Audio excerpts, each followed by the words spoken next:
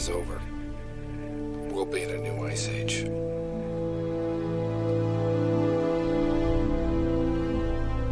My God.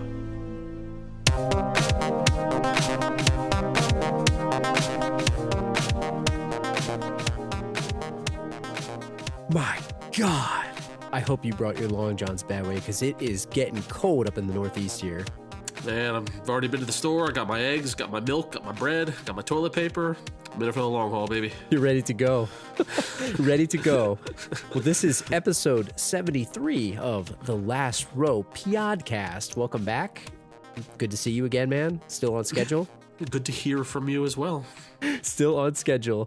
Thanks for everyone that's listening. If you're looking for our website, thelastrowpodcast.com, follow us on Twitter at thelastrowpod, facebook.com/lastrowpod, Spotify, Apple Podcasts, wherever you get your podcasts.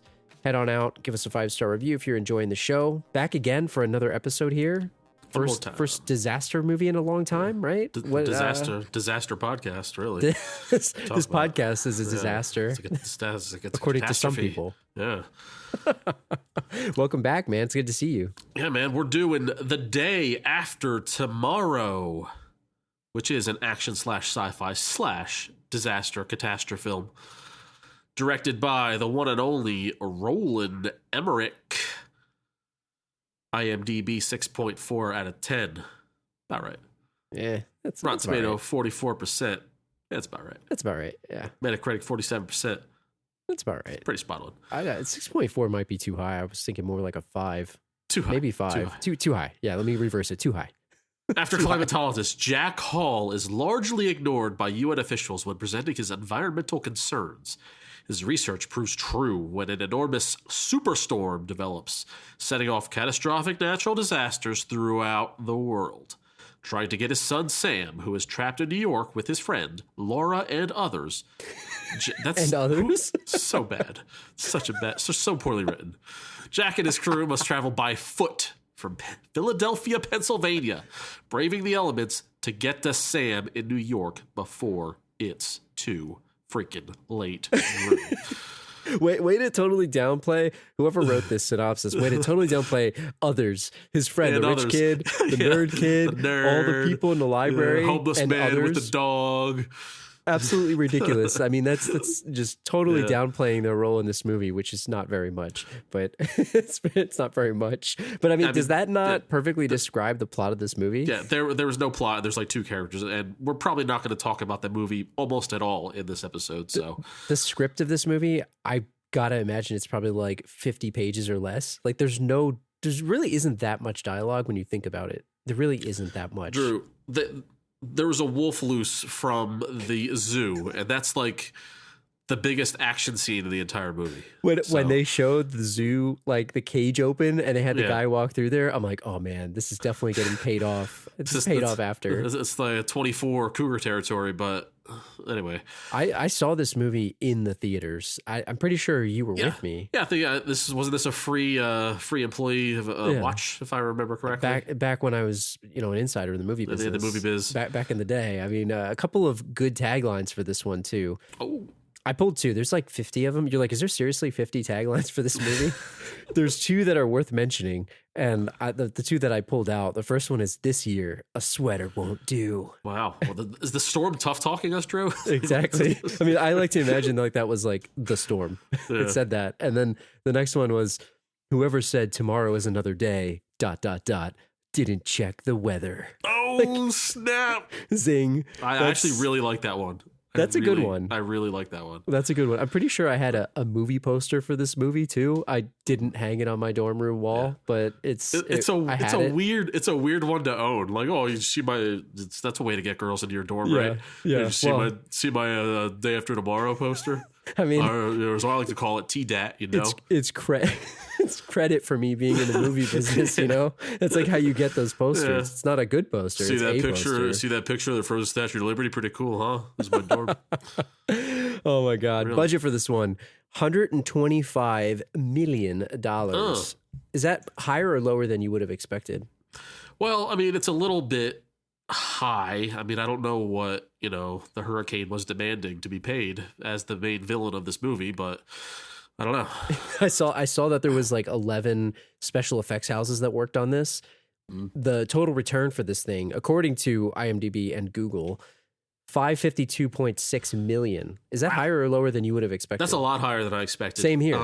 No, but back to the budget, I really think that the special effects kind of hold up, right?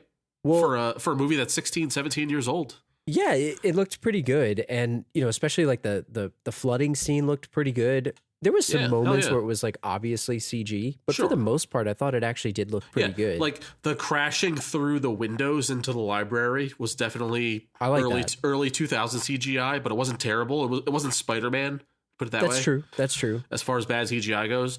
But like the actual flooding of the town, like during that whole like chase scene and the cabs and getting into the library, I was like, damn, this is a 17-year-old movie. It's pretty damn good. I like the tornadoes too. I thought they looked actually pretty good too for what it was. For what it was, and the hail as well. And we're by the way, we were joking about not trashing on this movie, but actually, not bad, right?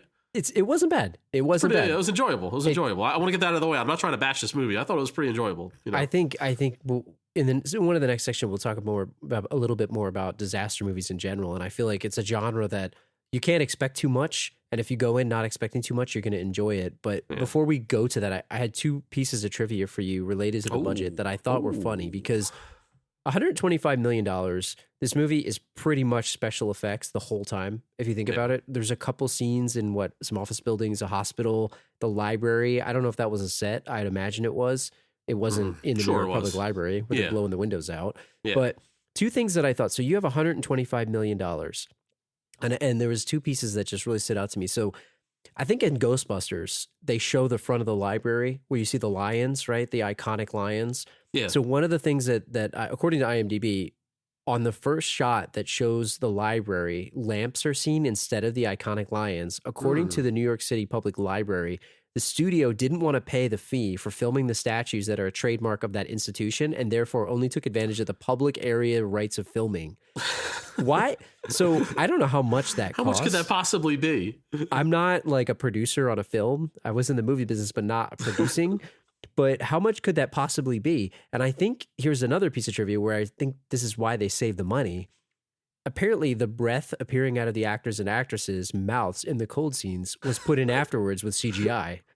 Quote, according to them, it proved to be a more, quote, practical way of doing it rather than freezing the set. Well, they should have froze the set. See, if Daniel Day-Lewis was there or any of these other method actors, Christian Bale, he would not have stood for that. Exactly. That's just not going to cut it when you're working with the professionals. But they save the money. Do you think Tom Cruise walks around with fake breath when it's cold? That's what I'm saying. He'd be infuriated. No, but Drew, like really, it's the decision you have to make. If you got to choose between lions and breath, you got to pick the breath. You got to go every breath. time. You got to go breath. You go breath. I mean, I guess I didn't notice the lions missing until that moment. Nobody cared. It's just ridiculous. So I guess good move. I guess because nobody cared about the lions. I didn't even know until you said so. So this is like the only hard hitting information that you get on the Last Row podcast. Let's talk a little bit about disaster movies in general. What makes a disaster movie to you? Because when you read the genre, it said action, sci-fi. It didn't even say disaster on Google. I added it in. You added it? Yeah, it's a total genre. Yeah, it is a genre. It's its own thing. What do you constitute makes a disaster movie? You have to destroy a landmark, whether it be the White House or in this case, the Hollywood sign right away gets destroyed by a tornado. Statue of Liberty, maybe, whatever it may be. Capitol Records also got destroyed. That was an iconic very shot obvious. Oh, Capitol Records is being destroyed. So you have to destroy something that's very, Mount Rushmore, anything. You have to have a guy on the other end of a telephone call say, "My God," yes. That's a must. You gotta have that. That is a must. If you don't have that, it's not a disaster movie. You gotta have Joey Styles in there from ECW going, "Oh my God!" It's like it's a must. You gotta have that. It has to. Yeah. It's a staple. Yeah. And then you got to have like a guy like trying to do a heroic act and die in the middle of it. There has to be a friend that dies, basically sacrificing himself. There's a sacrifice, some sort of sacrifice, right? And that's in here as well. So those are some telltale signs. The other one I would add is somebody trying to explain that something's happening and nobody's listening to them. Nobody believes you. Nobody believes you. There's somebody that isn't believed. Yeah. And then the other one is, I've seen this one a lot on the tropes. Like a pet or some type of Yes. heroic animal act, whether it's a dog or somebody saving an animal. Like, Yep. I don't know. And the other one that I would also add is the piece where they show different groups of people that don't really matter at all, but Yeah. they go from person to person and try to give you a little bit of their like life, Yeah. and see if they're okay or not. Because this movie had a lot of that. And then and also to piggyback on that, it's like they got to show different countries to let you know that this is not just happening in the U.S. This is happening all over the world. Exactly. And to piggyback on your heroic animal trope, there's always the scene or shot where the animals know what's going on before the Yes. people do. The animals are going nuts. The birds are flying. They're all flying south. They have the It's like, intuition. they know something's up, and like they catch on for the humans too. They got to show that. I do like in a lot of these, the scientists themselves are usually like, the birds have migrated towards the equator. Like they always say something like that, where it's like the birds know the magnetic poles of the earth are shifting or something. But yeah, I thought maybe what we could do is talk a little bit about some other disaster movies, since this movie has no plot at all. Sure. We could kind of lump some of these in together. I don't know. What are some of your favorite ones that you would add? I do want to talk about Emmerich's filmography too in a second, but what would you say your favorite disaster movies are? Emmerich's filmography is concerning to me, Drew. You want to go to that? We could talk about that first. But- I got his IMDb up. Yeah, let's get right into Emmerich's filmography because it can roll right let's into tackle ranking it. of disaster films because he's like exclusively a disaster film filmmaker. You didn't know his middle name was Roland Disaster Film Emmerich? Roland Earthquake Emmerich. Just call me Roland Earthquake Emmerich. That's his Like, nickname. what has to happen to you in your lifetime, Drew, to like dedicate your life to just making disaster movies? Because this is what this guy's pretty much doing. The question could be, is he trying to make a message or does he just like the genre? It seems he like he's just- trying to make a message. Maybe he doesn't like them at all, but he's just that damn good at it. You know, He's like the He- Michael Bay of action movies. he would love to make a romantic comedy, Drew. Just can't But do it. the studios aren't giving him the budget for that. Listen, true. buddy, we need to make Independence Day 5. Get in there, buddy. He could be typecast. I mean, he's director cast, Yeah, right? he's director cast. But he Yep. didn't write Yeah. a lot of these, did he? Because I'm looking at his IMDb as we're talking. No, he knows how did to set. write- He knows how to set the stage. Yeah, he wrote Independence Day. Mm-hmm. He wrote a couple of these other ones. Like, I think he wrote the remake of Godzilla? He wrote Godzilla. He wrote He wrote this movie, Day After Tomorrow. He wrote 10,000 BC, which I never that's saw not that. Quite a disaster movie, but Maybe it was a disaster of a movie. it was a disaster of a movie. Yeah, 2012. he wrote 2012. Yeah, White And he House wrote Down? He wrote Independence Day 2. Do you consider White House Down a disaster movie? Sure, I don't it's know a- that it yeah, is. Yeah, well, no, it's more of a terrorist movie. It's a terrorist movie. Yeah, I or can't- like a criminal movie, I guess. No. I don't know. Yeah, but I mean, the guy. I mean, first of all, he wrote Independence Day, so big ups to him. But Yeah. yeah, what's masterpiece. going on with this guy, Drew? Like, I don't know that he's like bad at it, because these movies aren't, you can't, I don't know, if you go into this movie expecting an Oscar, you're not going to come out like enjoying it. I think when I look at these movies, this movie is the quintessential going to the theater, just hanging out with your friends, going to go watch a movie, and just, you're going to be entertained. Stuff's going to probably blow up, and you're going to walk out of there saying, you know what? I had a good time. That's it. Yep. You're not going to be wowed. Yeah. Like, I don't know. well, this guy. I mean, all these movies that we discussed, they're fine, Drew. Yeah, they're fine. Except for maybe Independence Day is Independence above Day. average. But like all these movies, they're fine. I've and I never guess seen if Godzilla. they're- I don't know. If they're just fine and you just want to make a disaster movie, it's like, let's get rolling. Like, we know it won't be bad. It's gonna be okay. There's an underrated movie on his list here, and I don't talk about this movie often, but Stargate. I like that movie. I think it's a good movie. It's Sure. it's 92. Was that Border on Space movie, Drew? It's a space movie, so It's a I space can't movie? count on Yeah. you to watch that. I've But never seen it. Never seen it. let me. I think it's got Kurt Russell in it. It has a bunch of other people. It is a space. It's actually a space. It's a futuristic space olden times movie. So it's like the worst combination for no. you, because I'm it out. has like ancient Egyptian stuff Nope. in it too. So yeah, I'm not gonna get you to go watch that one. I'm good. I mean, what are other disaster movies? You mentioned some of his, right? You said 2012. You said 94. 94. Godzilla. What other ones do you consider in the genre, and where Well, do you think this ranks? I think that most people, when they think of disaster movie of like our generation, like growing up in the 90s, the late 80s, early 90s into 2000, is the dual release of Armageddon and Deep Impact, right? Yeah. Which side are you on, by the way? Team Armageddon or Team Deep Impact? You know, I'm going to say something really controversial here. I've never actually seen Deep Impact. I've never seen it. Good God. I shouldn't admit that, but... You know what, Drew? It's fine. It's fine. just fine. All these movies, Drew, they're fine. 5.0 IMDb. Some teams, you know, in the NFL, some teams just go 8-8 every year. It's okay. Yeah, it's okay. This movie's 8-8. Yeah. All disaster movies are 8-8 films. Okay, it's fine. It's 8-8. Independence Day is 10-6. All right. Yeah, I get. You know, that's actually that's a pretty fair comparison. No, I'd actually. We should start doing our rankings that way instead. Instead of 44%. What's the rating? What's their NFL record? I would argue Independence Day is like 12-4 to me. It could be 12-4. Yeah, it's like in my maybe the new one's 10-6. Maybe actually that one's probably 8-8. But 9-6-1. There was a tie. Did you think Deep Impact was good? I've never really watched it. It was fine. It has a good performance by Morgan Freeman. It's fine. Like it's there's asteroid coming to hit Earth. Who cares? Armageddon had the star power, so had the music too, man. Yeah, it's got Aerosmith. Classic soundtrack. You know, one song soundtrack. It's got Bruce Willis. I can't believe we haven't done that movie. By the way, No. We should probably do that one at some point. Yeah, we get write-ins for that one a lot. Yeah, and then you got Dante's Peak, and you got Volcano that came out at the same time as well. Dante's Peak, obviously with Pierce Brosnan, got the star power going there. Call me crazy. I've never seen Volcano. I've seen Dante's Peak, but I've never seen Volcano. You know what Volcano was? It was fine.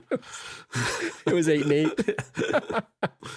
I've never seen 2012. Have you? I don't know. No, I don't. Yeah. You know, it's got Cusack.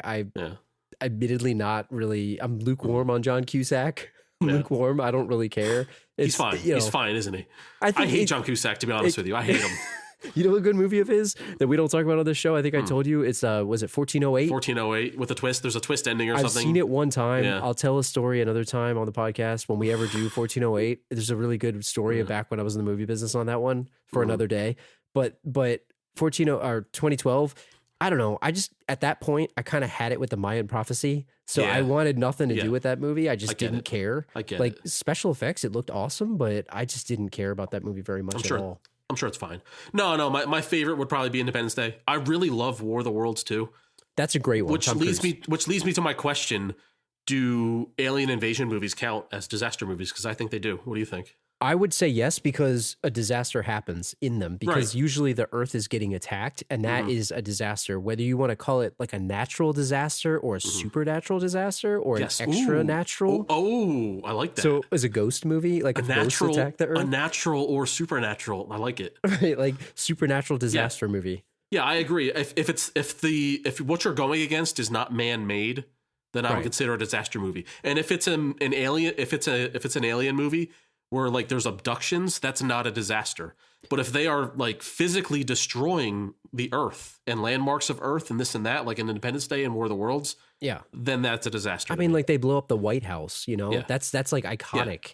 Yeah. So those two, and maybe it's cheating. It's a subgenre of the disaster film, but War of the Worlds, I love War of the Worlds. I don't know. It's a really good movie about it with the Tom Cruise one, not the older one. I like the Tom Cruise one a lot. I remember distinctly seeing that one in the theater and really enjoying it. It's very good movie. It's very dark, and Tom Cruise plays a great deadbeat dad in that movie. Yeah, too. I can't wait. There's a good topic on that here, but yeah, I agree with that. I've never seen other ones like. There's a newer one called Geostorm with Gerard Butler. I've not seen it. Sure, it's fine. I don't know. I mean, sure, it's fine. I do have a good memory of watching The Core. we had a good friend of the podcast, Julio, wanted to watch The Core one time. I think we fell asleep. I've seen it before, but that was not my favorite movie. It's fine. It was fine. Again, it's fine. Sure, it's fine. Oh, but, and can't forget San Andreas. One of in our back catalog, we did that movie on episode 35. Check it out. Last podcast back in the library. Nice plug. Does it have the responsibility to be scientifically accurate on some level for these movies? It has to try. So it just has to try. It doesn't have to be accurate.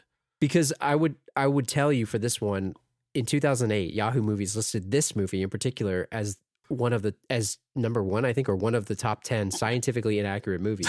Really? And come on, man. There's another fair. piece of trivia. 20th Century Fox invited a group of scientists to preview this movie to test their reactions to the science used in it. None of the scientists were impressed with what they saw, although most conceded the movie was enjoyable nonsense. Of course, quote. obviously, that's not fair. You can't be showing this movie to scientists and ask them for their scientific opinion. Of course, I'm it's straight ludicrous. plagiarizing IMDb, by the way. I'm just admittedly plagiarizing it. I'm That's reading fine. it word for word. You're giving them props. It's fine. The other one that I wanted to tell you was apparently the consultation by NASA scientists was requested before the filming of this movie, but NASA stated that the events of the movie were too ridiculous to actually occur, and they denied the request. And NASA sent out a memo internally telling their employees that they were not allowed to comment on the likelihood of the events portrayed, but later rescinded the restriction. Yeah. Do you think that was politics, or they just didn't want to be associated? Yeah, that just screams of, we don't want to talk about this. We don't want to put our name anywhere near the possibility of this happening. And it seems like they're way too self-important. It's a stupid movie. Come on. So to get into this one and start analyzing it, this movie's really divided into two distinct parts. There's a bunch of stuff going on that doesn't really matter. Like, subplots of different people. So we'll characters that don't matter. Yeah, I mean, I think we should kind of stray away from those. The two big threads for this movie are Dennis Quaid and his son, Jake Gyllenhaal. Agreed. Jake Gyllenhaal is in New York. Dennis Quaid is in DC, and he's trying to get there, right? That's this movie. So I think let's talk about Dennis Quaid a little bit. Talk about him as a scientist, as a father, etc. here. Let's start breaking this down, and then we'll circle back to Jake Gyllenhaal because that's the other part of this movie. So let me just first ask you, do you believe Dennis Quaid as a paleoclimatologist? What is a paleoclimatologist? What is that? Well, since you asked, Drew, a paleoclimatologist is the study of previous climates that have existed during Earth's different geological ages. Paleoclimatologists try to identify the causes of climate change and have happened in the past in order to better understand our present and future climate. I'm going to pretend that you didn't Google that right now, but... Do you hear me stumbling over it? I was reading it verbatim, and I couldn't read it from your because brain, I'm an idiot. Does he come across to you as a paleoclimatologist? Like, you see an actor, they're sometimes typecast, and you can't see them not as one. Do you see him as one? Honestly, is he believable to you? I'm going to be completely honest with you, Drew. I'm not a Dennis Quaid fan. Not a fan. Don't like him. He's John Cusack to me. He's like John Cusack Part 2. It's like I could take or leave both of them. Yeah. It's funny you mentioned he's Cusack 4 and 12. earlier. Yeah. He's 4 and 12. Yeah, he's 4 and 12. 6 and 10 on his best day. Yeah, exactly. And this could be a 6 and 10 kind of performance from Dennis Quaid. I believed him. I thought he played a good scientist. I thought he was believable. That's a good qualifier. I thought you were going to destroy his life there. No. They could have. There was one subtle change they could have made to make him unbelievable, and that's to make him a drunk. They could have made him an alcoholic, and they didn't. They probably should have. Most of the time in these movies, talk about tropes, the main character has some type of flaw, right? Like, think about Independence Day, right? In Independence Day, David, isn't he like, he's really weird, so they don't believe him, and he had a thing with the guy, like there was the affair, the alleged affair, this thought that there was an affair, so there was this weird tension. Here, it really wasn't much of anything other than him just telling. No, he just seemed like a guy. Seems like a guy who was good at his job and maybe worked a little too much to disrupt his family life a little bit. But he's not divorced. He's not Harry Tasker living a lie. You know, he's none of that. I believe him, and like his conversations, like his big meeting at the UN and in India or whatever. I thought he came off really believable and reasonable, and where he was flat out dismissed, by the experts and the vice president and all that. I thought his scenes where he was actually describing to people dumber than him what was going on was reasonable, logical, and not kooky scientific. You know what I mean? Yeah. What'd you think of his presentation? He had like the projector up there. Like, did you like it? It was great, and there was like a visual aid that like dummies like me could understand. Like, it was great. Like, and a lot of those politicians, they have no clue what the guy's talking about. So you need a visual aid, and I thought he did a great job. You know what his fatal flaw was?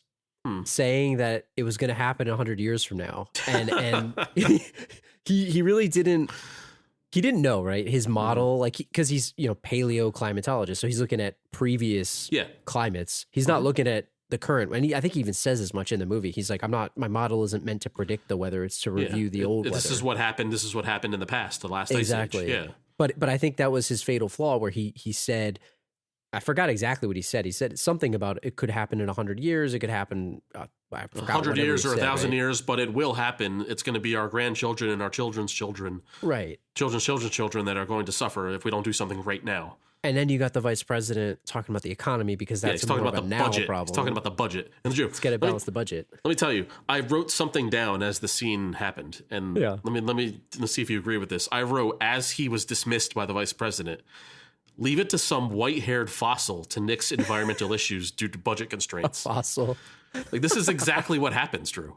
You know what my dad called, like, it's funny because my dad is older too, but it's funny. He used to call people like that Q-tips because of their hair. He's got the Q-tip hair, man. He was a fossil. That guy himself is a fossil. And, you know, what better than a paleoclimatologist to call out a fossil there, right? And Drew is like, I mean, I don't want to get too political or anything, you know, obviously, you know, we try to toe the line here on the Last Row podcast, but, you know, we're in the midst of a pandemic here. It's 2021. We've been through 2020, and, you know, coronavirus aid and like a lot of, you know, politicians are worried about making the economy boom versus saving lives. And, you know, it's always that fine line of the buck versus the saving of the planet, that kind of thing. And here in 2004, it's the same old story. Well, I thought the interesting thing about that, specifically to what you said, was if you noticed the shift of the terminology. So in this movie, they specifically had to explain.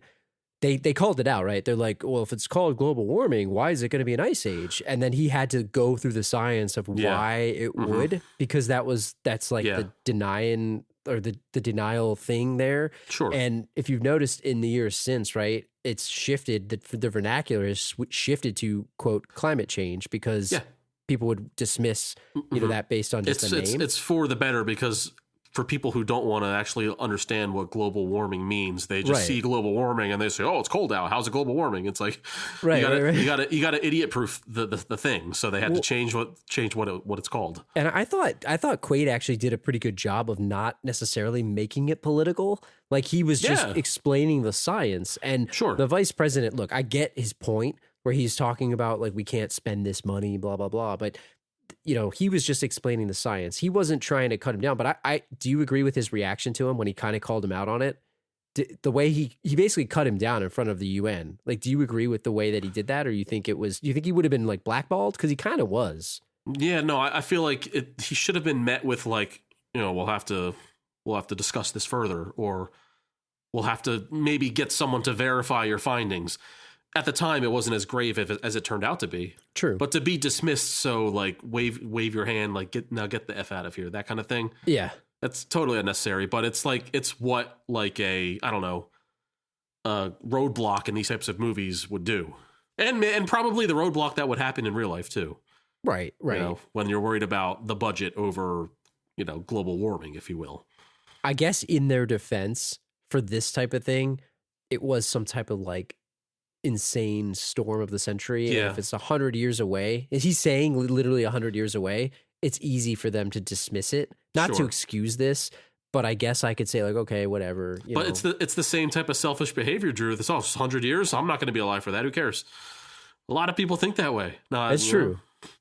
Without getting into all the characters, he's got a lot of scientist friends.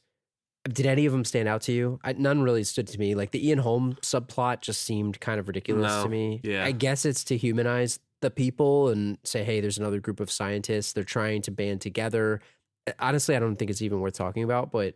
No, and, like, even, like, his wife, the subplot with the wife... With the hospital, right? In the hospital. And I gotta be honest, Drew, like, not no point did I feel any concern for his wife. Or the cancer patient. I thought she was going to be fine. Yeah, I just assumed, like, yeah, she'll be fine. And I didn't remember. I saw this movie once in, like, 2005 or whatever, and that was it. And so I forgot if she would have lived or died or whatever while I was rewatching this movie. I never once cared. I thought, yeah, she'll be fine. And she was. You know what's weird? Like, I want to talk about him as a father in a second, but as a husband, right? I kind of forgot as I was watching this, like, was he divorced? Was he not? Because usually in this movie, you've got a bad deadbeat dad. he's too busy being a scientist. He doesn't care about his kid or his wife. It seemed like their marriage was fine. It didn't, like, you know, the trope of like the divorce or the split parents. Like, I don't know. For some reason, I thought they were divorced because I remembered incorrectly, I guess. Yeah. It didn't make a difference to me. I don't think they were divorced. Maybe they were, but I don't think they were. I don't know. It didn't make a difference to me. Yeah. They didn't care enough to explain it, so it didn't matter. Yeah. Let's talk about him as a father because that's the more interesting part for this.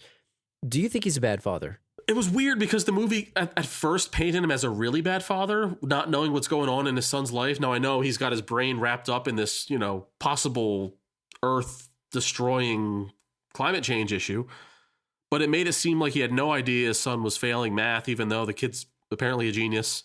He had no idea what was going on, that he was involved in the athletic decathlon or whatever.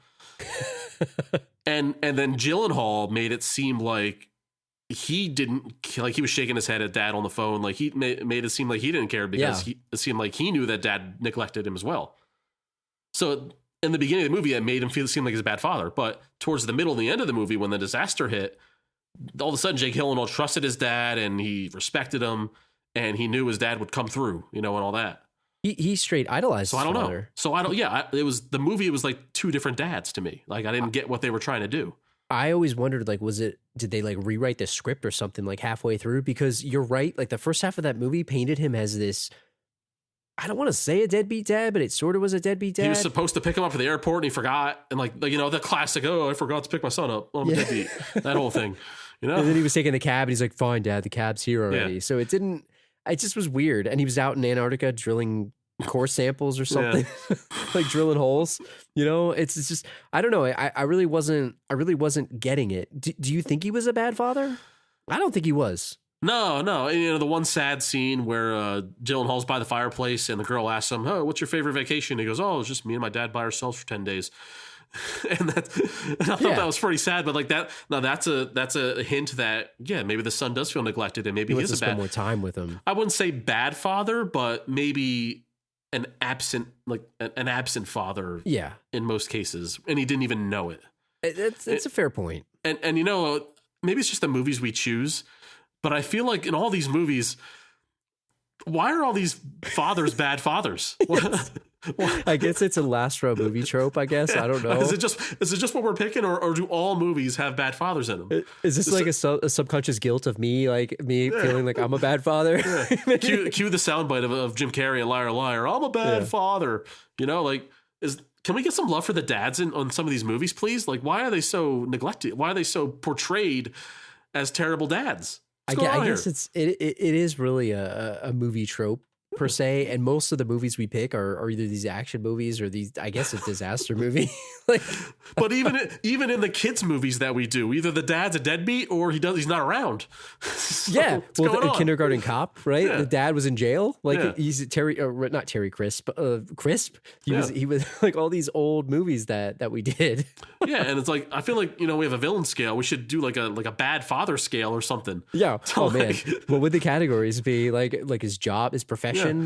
Yeah. Is his profession important to the world for the reason for neglecting his wife and his wife and kid? You know? Like, what's his look? Is he an alcoholic? What's his look? Is he alcoholic? Does he cheat?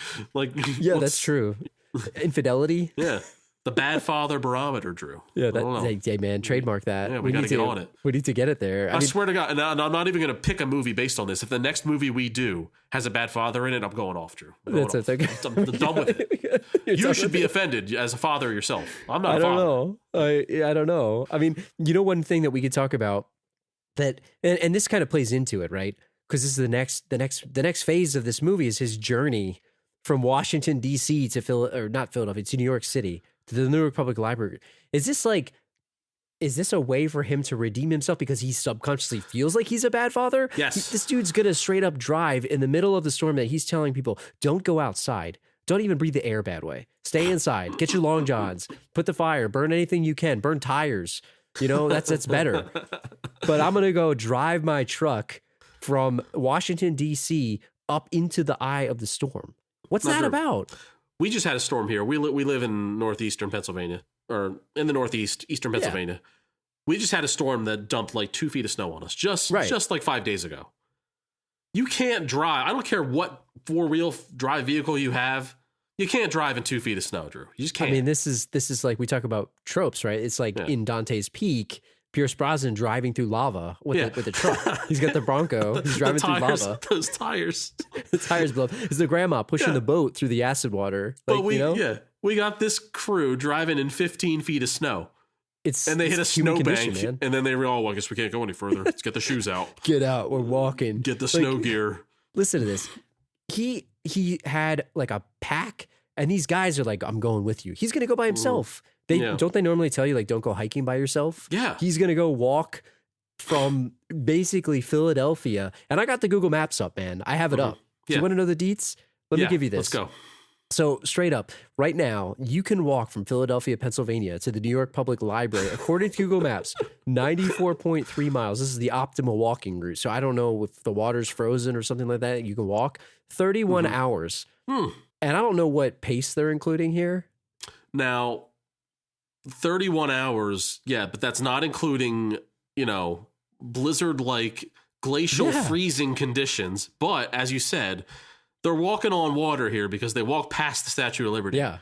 So they can make a beeline. They don't have to take the Google Maps recommended route, which, by the way, if you click on walk from Philadelphia to New York Public Library, there should be like a disclaimer for them asking you, what are you, freaking nuts? It's who makes that walk? It says, quote, this route includes a ferry. So you got to go on the ferry. I don't know if it's through Staten Island. You must go on the ferry because, you can't walk to Manhattan. It's impossible. Yeah. I mean, it goes through Newark too. Like I'm looking at the route right now, 94 miles. And you saw the pace at which he walked. Now, obviously, Newark is not the optimal route, Drew. Yeah, you don't want to be walking through there. That's not the optimal route. I mean, come on. Like, he's walking with snowshoes. I don't even know how fast this guy's walking. Like, you put on a treadmill, the 0.5 on a treadmill is faster than this guy was walking. You know what I'm saying? Plus limb freezing conditions, Drew. He told people not to go outside, and he's out, and he's like, grab the Arctic gear. But Drew, like, come on. You do what you have to do to save your kid. That's what I mean. I mean, that's where it ties into the father scale. The father, is he trying to redeem himself to do this? Now I'm gonna get in this psyche here a little bit, Drew. Because yes, you do what you have to do to save your kid, and in his mind, he's thinking to himself, "I'm going to make up for not being there for him by being there for him exactly when he needs to be, when his life is on the line." But Drew, what's he going to do when he gets to his kid? That's exactly what I was going to ask you. He's going to basically give him a hug. Yeah, that's why he's going. He's not saving him or anybody by going on this death-defying trip. He's just going there to hug him. That's what I think. It's more of a personal journey. Like, I think this is him, the guilt. Like, he told his son he was going to be there. In fact, he was telling his son to travel down to him. I mean, I don't understand what his plan was, because even at the end of the movie, and they're like, "Hey, we just got a note from Jack Hall. He made it to New York." Okay. Who cares? All right. What, that asshole that said we're all going to die? Who cares? Like, why does it even matter? I mean, I agree. And before we get to Jake, because I want to jump to him, I want to call out one other thing that I think should absolutely be the cover art for this photo, for our episode here. This dude is out in, and this is maybe where NASA was coming from. So let me send a memo to us. We're not supposed to talk about this. He's out there. He's got like a Coleman tent. Like, he just bought it from like Dick's Sporting Goods. $400 at Dick's. Yeah. He said it was the Arctic gear, but he's got this like Coleman tent. It's flapping in the wind, right? These people are in the New York Public Library in a deep freeze. They're like freezing on impact of the wind. And he's in there. You notice the second he's in there, he's like sipping a little cup of coffee. He's making beans. He's got his gear off. He's reading a book. He's got his little sweater on. It's cool. He's got a turtleneck. Like, that to me was so funny. Like, I laughed out loud when I saw that part. You get in the razor thin tent, and then you can just chuck off your winter coat, your hat, your gloves, sip on a little coffee, and you're basically hot. It was flapping a little bit. He probably took his socks off too. It's like he's just totally. It's too hot in here. It's too hot, man. It's toasty, and not to mention like his friends. So before we talk about Jake, let's talk about his friends real quick. His friends went with him. Was it worth it? No. J.O. Sanders. Totally not worth it. One of them died. He died. He's dead. Fell through the roof of the mall because they didn't know they were walking on the mall because there was so much goddamn snow on the roof. Yeah, and I thought, what was going to come back to them. They had the sled, and that I thought had all their supplies and their gear. So they cut that thing, and it fell. Like, I got to imagine that was all of their gear, right? I mean, it wasn't just his. No, yeah, I get that. But apparently they saved the tent. So, in order to get to the second half of this movie, you got Jake Gyllenhaal in the library. You mentioned he was in New York City for an academic decathlon. He's crushing on the girl from Shameless. Mm-hmm. He's got his rich friend with him. He's got the nerdy friend with him. Like, what's going on there? I don't know. I don't know. Like, did this part interest you? Because it didn't for me at first, but then by the end of it, I was actually more interested in that than Dennis Quaid walking. I mean, it interested me once they got to the library. But the whole, him with his friend, like, obviously they didn't spend a lot of time building up the storyline. Oh, he has a crush on her. He joined the academic decathlon because he wanted to be with the girl. And he's obviously a genius, but he's like holding back because he's trying to be cool, Jake Gyllenhaal, And then you have the opponent, rich kid, who was totally hitting on the girl, but then backed off immediately because, I don't know, because he felt bad or because a different writer took over. I don't know which one it might have been. I don't know. Different writer took A rewrite over? happened. I don't know. Did they know each other? Like, I wasn't sure whether they knew each other because No. it seemed like they did. He was just a confident, guy. He was just a confident rich guy. He's just making eyes at her from across the Hey, room. you guys need a place to stay because my dad's totally, $10 million suite Super rich. is wide open. You can sleep in my bedroom with me. So should they have stayed at his place when it started to go down? Should they have stayed at that place? I guess they didn't have a fireplace. I don't know. No, I don't know. It depends on what floor they were on. Maybe I have no idea. I guess of all the places that you're going to be, that library was actually a pretty good place to hang out, Yeah. right? Because they had the books to burn. Yeah, but they didn't know they had a fireplace at the time, did they? That's true. They didn't. But it was a good place. I mean, it was it big, ended up being a great place with you can go up to the top floor, you get a fireplace, boom. a sturdy building. I mean, they Yeah. had a payphone that he And could use. And thank God the door stopped the freeze, Drew. Yeah. I was going to ask you You about that. shut the door. You shut the door, and then it traps the stopped it. freeze out. I love it. What do you think about? So there's this weird subplot going on there too. The storm is coming. Everyone's trying to decide, what they're doing. And then I didn't mention this in the Quaid section, but there was this order given by the president. They finally listened before he trekked out, and they said, "Hey, you got to evacuate the United States south. You got to go south. Everybody north of this line that he drew on the board." Mhm. So they're in the library and they find this out. And when this happens, there's like this police officer in there that is trying to make the case. All right, everybody, they're telling us to go. Would you go or would you have stayed? I'm curious what side of the camp you'd have been on. This is a very tough question for me, Drew. Now, on one hand, you have a police officer who knows dick all about the storm, right? It's one way to put it, for sure. And I'll respect a police officer up to a certain point, but I also know in the back of my head that a police officer is no more or less smart than I am. Just because he's an authority figure doesn't mean that he's an authority on all things, On right? the science, too. Right. He's not an authority on science. He can shoot a gun better than I do. He knows the law better than I do. But he doesn't know science better than I do. Right. He knows, and if I know nothing about science, he knows next to nothing as well. And then you have this high school kid who's shouting that my dad says we need to stay. Which I would make the J.O. motion to if someone told me that. Your dad says to stay? Who's your dad? So would you Who go cares? because his dad said to stay? I might go just to spite the kid.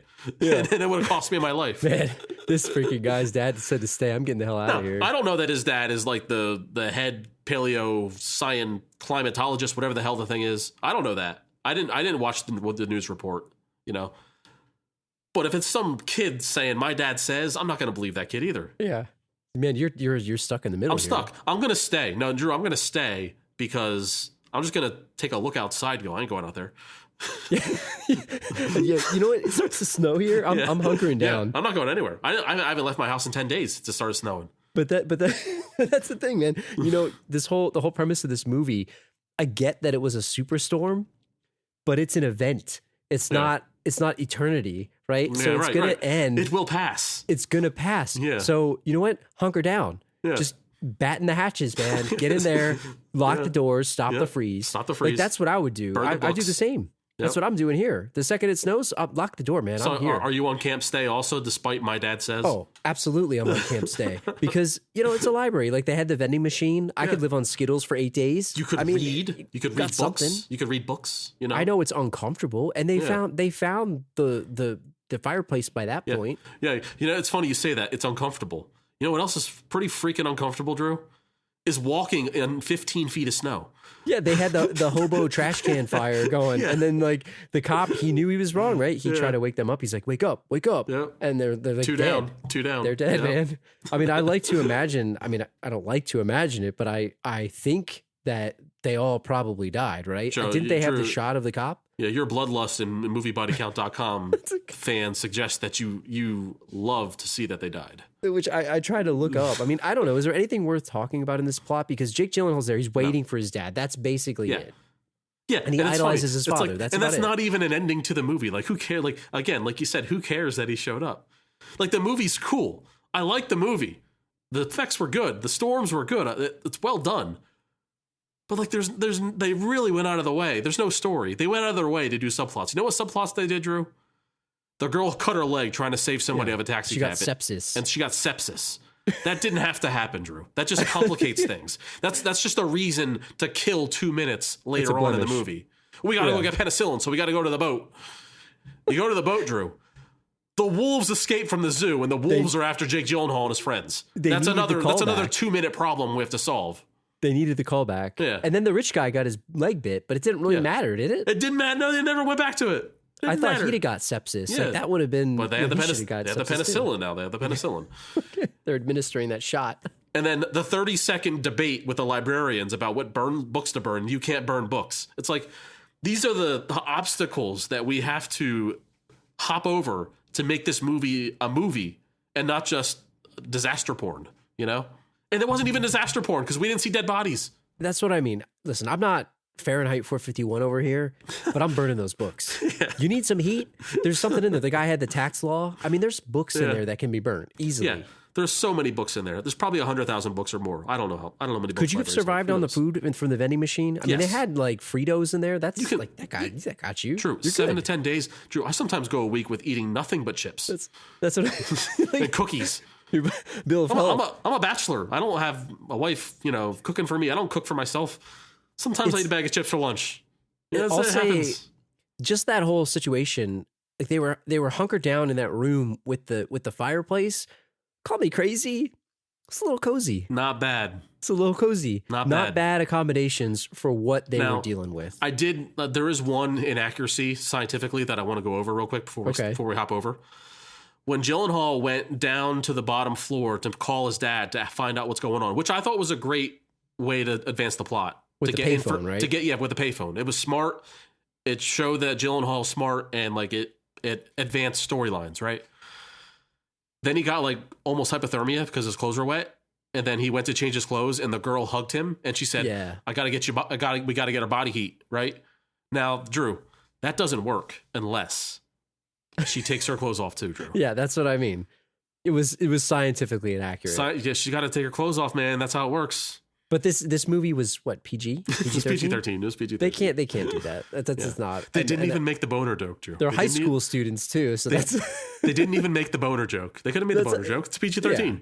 Yeah. They can't go there. It's a high school students, I guess is why. Or was he too cold? He was too cold. It's too cold. It's too cold. Moving on, Drew. Moving on.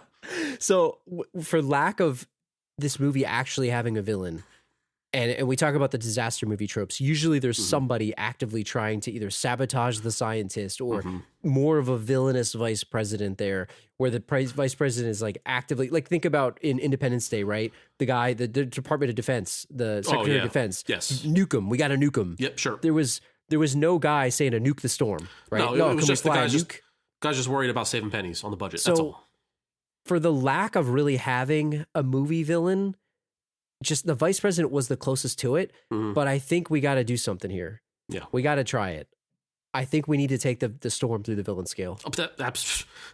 I don't know that it's going to work. No, we have to test it. We have to. Now, this could break the scale. I don't know, but we got to try it. We got to try it. I mean, I think it is the villain of the movie. It's the villain.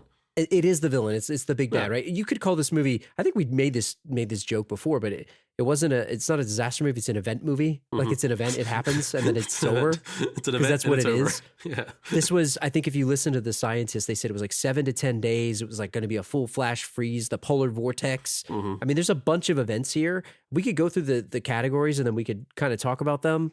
Unless you want me to rattle off the events, I don't know what makes sense, but I think we need to put this thing through the scale. Let's do it. Yeah, let's just rattle through that. So what exactly was happening? Like what are the I don't know, the forms of the storm, if you will. I wrote down a bunch of the different things that happened. You got the basketball sized hail that was like taking guys out, Which was including awesome, the businessman guy that just got knocked like on the head. All right, before we move on from that, I just have a quick question. The guy Yes. that got brained by the hail. So he was like Got brained. his back was like against the wall in a building, and it looked like he was like gonna go for it. Like what exactly was he gonna go for? He's Drew? gonna, didn't what he do have a briefcase? Why did he put it over his head? Yeah, like how, like similar to like the guy in the toilet when there's a gunfight going on in the public bathroom. It's like, how do you best defend yourself against that kind of hail? Wouldn't you just duck and cover and survive? You got to ride Like, it out, man. He made a run for it to nowhere and he was died trying to get because under like of a it. newspaper stand. It made no sense. I don't know. Made no sense. I just thought it was funny. I don't know. Maybe I'm dumb. And then you got snow in India, which was a very rare occurrence if it's ever even happened. In the part of India that they were in, there was the crazy tornadoes, like the F5 scale breaking tornadoes in Los Angeles. Great scene. The tsunami, I think it was somewhere in Australia. Yep. Then you had the polar vortex and the flash freezing. I mean, there was a bunch of other stuff probably in here that I'm missing, but those are the ones that That's the one they we named noticed. specifically. Yeah. This thing had many tentacles, if you will, and as we go through it, I think it's going to become apparent what those actually are. But you know, I guess look and style. So this thing doesn't obviously have a ponytail or any accessories. But what do you think of the look of this storm? And maybe look at like from all angles. Is a tornado not just one big ponytail? That's true. It's a 5. True. It's a 5. That's true. It's a 5. No, I mean, besides that, look, for 17-year-old CG, looked pretty damn good, Drew. I mean, just the storm itself, right? Yeah. The computer shot Mm-hmm. of the 3, like, I think he said, 8 days later, it's going to be even bigger. Mm-hmm. And then it was like 3 giant hurricanes, and they merged into a giant super hurricane, super and hurricane. the whole earth was like engulfed. The Pangea of hurricanes, if you will. Yeah. Yeah, that's easily a 5 for 5. me. I'm going 5. I don't know that this storm actually had a hideout or a layer, but it was kind of lurking for hundreds of It was lurking years, I guess. in the Earth's atmosphere, undetected. But was it lurking, or did humans create it? Like, I don't really understand how this would even work, but it was kind of lurking. It came out of nowhere too, so it busted out of the hideout. I don't know how you rate that one. Wherever it was, it had the best hideout because it couldn't be stopped. It couldn't be prevented beforehand. It was unforeseen. So That's easily a 5. you can't infiltrate its hideout. It's easily a 5. It's a 5. This is absolutely breaking the scale. And then the plan, right? So what is the storm's plan for domination? Just freeze everything? Its plan is to just exist, Drew. Well, I mean, here's the thing, right? You just said it in the last one. Like, and this ties into the plot. They had all these scientists like trying to solve the storm with models. Like, it's an event. It's not you can't solve it. Yeah. Like, it's gonna happen and then it's gonna be over. They're spending all of their time figuring out how it's happening, but it doesn't matter when it happens, and it's destroying everything. It's done. It really doesn't matter. So you're really just I don't know, masturbating your brain, so to speak. You know, it doesn't. It accomplishes nothing. There's nothing they could do to stop this thing. It was unstoppable, and it even changed it. I think they said after the fact it changed the magnetic shift of the Earth after the fact. So like the northern hemisphere was just going to be so cold. If it's unstoppable, Drew, then it's got to be a 5. Then it's a 5 easily. It's got to be a 5. And then here's the category that I think it absolutely gets a 5. How's the henchman, man? Like, I'm telling you, those tornadoes are sub bosses. Like, I look at all the events as like like a sub boss. They absolutely are. Like, they're unstoppable sub bosses. Those hail, you can't beat a tornado. Those basketball sized hail. That's a definite like level 1 boss for That's sure. what I mean. Because you know, you get the hail, like it's not gonna kill everybody. Yeah. It's if you're running around, it'll get you. It's an effective, I think, level 1 boss. Yep. But then you up the game, right? You up the game to like tornadoes. That's taking out houses. It's taking out buildings. Yeah. Once you learn the pattern, it's easy to avoid it or defeat it. Yeah. And you know. If you think of the Mortal Kombat scale, right? Like the tsunamis and the tornadoes are absolutely the Goros, the Motaros, the Kintaros. Like it's absolutely. And then you bust out Shao Kahn with the portal vortex. Yeah. Now, when it was just snowing, right? and it piled up to 15 feet. That's like the final boss, right? Yeah. But then it's like energy drained. Then its second form was the flash freezing, where if you step outside, you die. It's like the second life bar. I'm starting to think about, you and I have been playing the new Streets of Rage game, and that last level is a total difficult piece of, like, I don't even know what to call it, man. You got the second boss, and then it's just over and over. The second bar of energy you got to deplete, and in this case, the only thing that can defeat it is time. So I don't know, man. When your sub boss is a tornado, it's got to be a 5. You got to get. This is like, you realize this is 20 all around here. It's like, it's not even, it's done. Like, I mean, we're gonna give it a 20, but we might have to disqualify it. I mean, we'll have to go back, and the judges will have to look at the tape. Yeah, we'll have to look at the tape. It might be unfair. It might be a cheat. I don't know that we're allowed to rate these anymore, but we got to try it. Yeah. We got to try it. So, no, I mean, it's a fun exercise. It had to be done, and we got to do it. The villain's a villain. So for this movie overall, I mean, I don't know. We called it an event film just a couple minutes ago. It's an event. It happens. He gets to New York. Okay. Like, it's done. Yeah. Like, that's it's a lot like this movie in general. It's like, it's a movie that happened, and then it's over, and then it's over. And then you move on. It's fine. Because I want to know what happens after the movie. Like, is the top of the half of the U.S. uninhabitable, like they said? Like, what, and we joked about it before, but what the hell was his plan really? Like, he got there to say hi to his kid. So he might as well just shook his hand, and then they're going to go back. The helicopters were coming anyway. He basically, I guess his only use was to like tell everyone in that room, hey guys, it's okay to go outside now. We're good. We're good. The freeze is over. It's still really cold though. Do you guys have jackets? Do you think the phone call to New York when it was like, hey, Jack Hall made it to New York. He made it there. Like, there's survivors. Don't you think that they would have flown helicopters and planes up there regardless? Like, the vice president, one thing that we didn't even mention, the president died on the way down. But that's how stupid this movie was sometimes. Like, it didn't even matter that the president died. Yeah. Like, the climate denier. He died off screen. He died off screen. It's an off screen death. I don't know how you count that. I guess movieBodyCounts.com. But in what movie does the president die off screen? It was really, that's what you call a whimper, man. Yeah. That's like, he went out with a whimper. I don't know. I thought that part was kind of weak, but he did negotiate this sweet trade deal with the Mexico government of allowing the people to migrate in because he forgave the debt. Great deal. It's a great talk deal. about the economy and the economics there. That was kind of a subtle point. What a politician, man. What a deal. What happens after this movie? Like, I don't know what happens. Is it just, it ends? Yeah, I feel like you can't live in the top half of North America for at least a couple of years, right? Or maybe a year. I don't know. Maybe it's forever. Who knows? Yeah. Well, I mean, you could live. I mean, I guess, you build yourself a fire, it's not going to get any colder, or maybe it will. So having said all that, right? An event film, it happened. Our ratings, what do you think? Drew, it's an 8-8 movie. I liked it. It's a 5 out of 10. I liked it, man. But it's a good 5 out of 10. They showed some promise.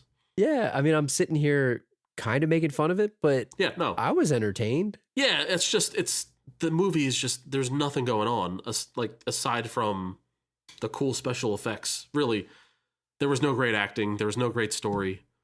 It's just a movie that happened, disaster movie. You enjoy it, and then you forget about it 5 minutes after it's over, which is okay. Not every movie has to be a thinker, I think sometimes they call these things, what do they call them? Like benchmark films or like a demonstration film. It's like a demo for CG. That's basically look what at it was. what we can do. And I mean, if that's the case, then it looked great. And 17 years later, I mean, not bad. I was expecting horrible CG, and it was not bad at all.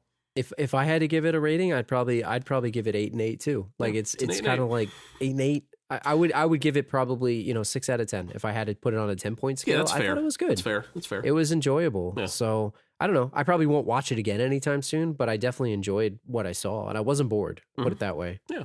So that'll do it for us this week. We got a couple more emails this week, so thank you guys for sending it in. We're trying to write back to everybody. TheLastRowPodcast@gmail.com if you want to send us some feedback, if you want to send us some of the movies you want us to watch, send us a hello. Come shake our hand virtually. Come walk from Philadelphia to New York City to come see us through the email. If you're looking for our website, thelastrowpodcast.com, facebook.com/thelastRowPod, Instagram @thelastRowPod, Twitter, etc., wherever you're looking. Send us an email, give us a 5-star review on iTunes. Thank you so much for everyone that rated us on Apple Podcasts, and we'll be back in 2 weeks on February 25th with a new movie for you guys. And on that note, I'll see you guys then. See you. So, Badway, long johns. Are you supposed to wear underwear underneath the long johns? Or Yeah, I mean, I put them on? wore long johns once in my life, and it was during the Eagles Super Bowl parade that we went to. Are they the underwear? And I wore underwear underneath them. Maybe I was doing it wrong. Are they the underwear, or do they go over the underwear? I think I think it's like user's choice. You know, maybe if you want it flapping in the wind like that, like it's technically underwear. Like you get like a skid mark on it, just like you would on a regular pair of underwear. It's like boxer briefs, but just with really long legs. It's like really yeah, for sure. I don't know. I feel like maybe the size I got was too small, but I feel like my butt crack was showing if I bent over, So it's like the regular underwear fit normal because I feel like it doesn't go up to your waist properly.